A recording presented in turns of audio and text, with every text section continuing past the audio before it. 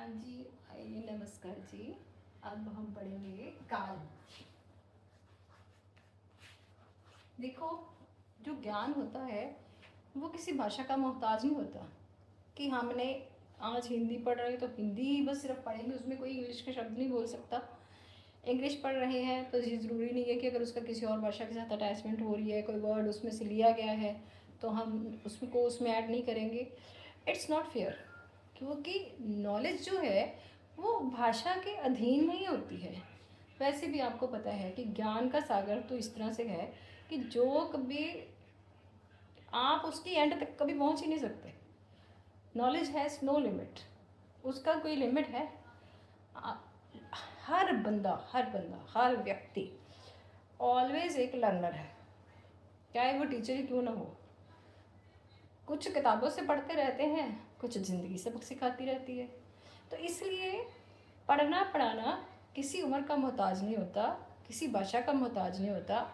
हमेशा पढ़ते रहिए और पढ़ाते रहिए, एक दूसरे को कुछ ना कुछ नया समझाते रहिए, अपनी गलतियों से सीखिए और दूसरों को भी बताइए कि ये इस तरह से ये प्रॉब्लम हो सकती है, इस तरह से ये समस्या आती है। तो धीरे धीरे क्या होता है, हम अपनी डिस्कशन से कुछ ना कुछ नया सीखते ही हैं। तो मैं कभी भी ये नहीं सोचती कि हमेशा किताब को देख के ही पढ़ाना है। आज वैसे मैं आपको कॉल करवाने वाली हूँ,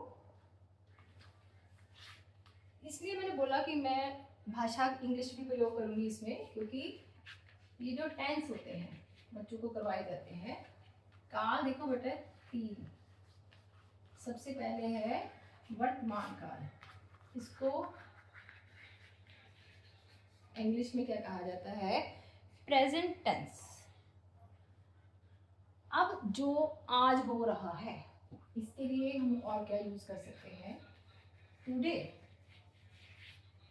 जो आज की बात होगी, जो आज की बात जिस भी हम उसमें करेंगे, टेंस में करेंगे, वो किस में, वो क्या टेंस होगा? Present tense.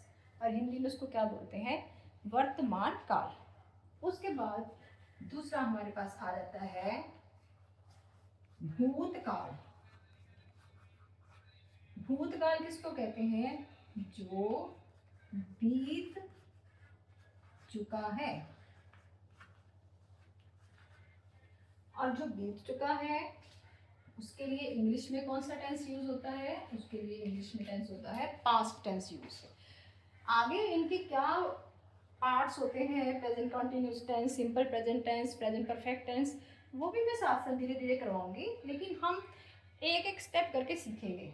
वर्तमान, वर्तमान काल होता है जो आज है, इसीलिए तो मैंने इसके आगे क्या लिखा है? टुडे। और जो बीत चुका है आपको भी पता है, उसके लिए हम क्या लिखते हैं? येस्टरडे। और टेंस कौन सा प्रयोग करना है इसमें? पास्ट टेंस प्रयोग करना है। दो बातें होगी, काल की हमने भेद करनी है आगे। एक वर्तमान काल है, दूसरा भूतकाल है, और तीसरा जो मैं लिखने लगी हूँ, तीसरा है भविष्य काल।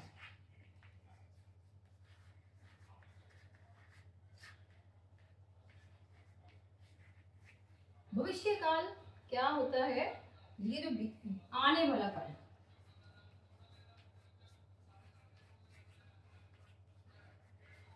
अगर इसको हमने कुछ और ऐड करना है तो जो बीत चुका है, अगर हमने इसको वैसे भी लिख सकते हैं, हम ऐसे भी लिख सकते हैं, बीता हुआ कल।